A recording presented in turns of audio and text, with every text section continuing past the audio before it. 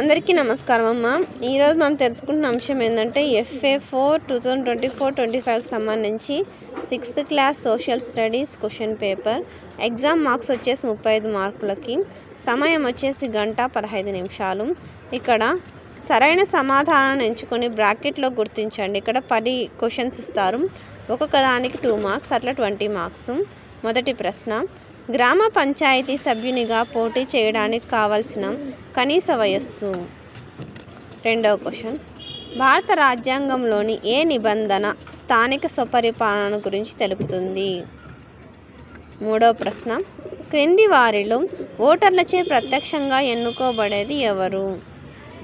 తర్వాత question number 4, గ్రామ సచివాలయ వ్యవస్థ ప్రారంభించిన సంవత్సరం. తర్వాత 5వ ప్రశ్న, పురపాలక సంఘం ఏర్పాటు చేయడానికి ఉండవలసిన జనాభా.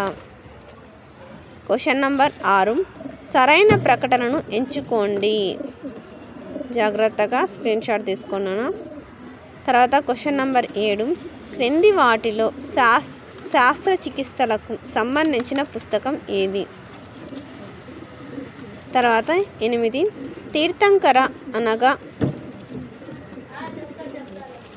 తీర్థంకర అనగా ధర్మాన్ని బోధించే జైన మత గురువు. 9, ఈ క్రింది వానిలో సాంచి స్తూపం ఏ రాష్ట్రంలో ఉంది?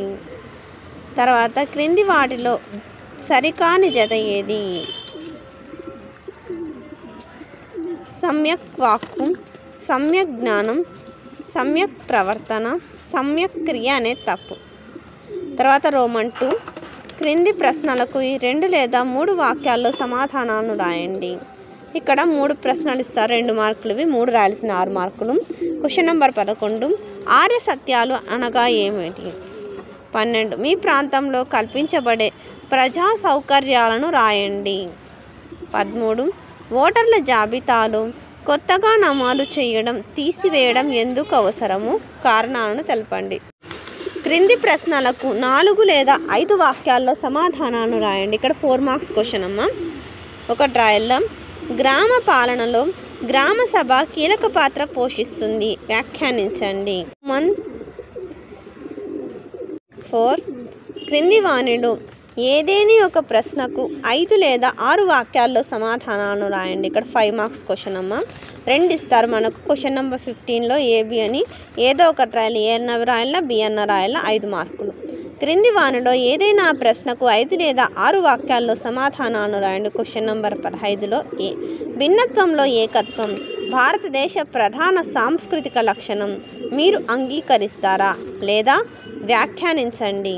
లేదా అది రాకపోతే B, గ్రామ పంచాయతీ గ్రామ సభల మధ్య పోలికలు తేడాలను రాయండి. అందరికీ ధన్యవాదాలమ్మా. ఇంకా మన ఛానల్ సబ్స్క్రైబ్ చేసుకొని వాళ్ళు ఎవరంటే దయచేసి సబ్స్క్రైబ్ చేసుకొని, లైక్ చేసి, షేర్ చేసి మీ ఫ్రెండ్స్కు, రిలేటివ్స్ అందరికీ సబ్స్క్రైబ్ చేసుకోమని చెప్పండి. నా ఛానల్ని సబ్స్క్రైబ్ చేసుకొని ప్రత్యక్షంగా పరోక్షంగా సపోర్ట్ చేస్తున్న వాళ్ళందరికీ పేరు పేరున ప్రత్యేకమైన హృదయపూర్వక ధన్యవాదాలు. అందరికీ ధన్యవాదాలు. దయచేసి వీడియోని మాత్రం స్కిప్ చేయొద్దు.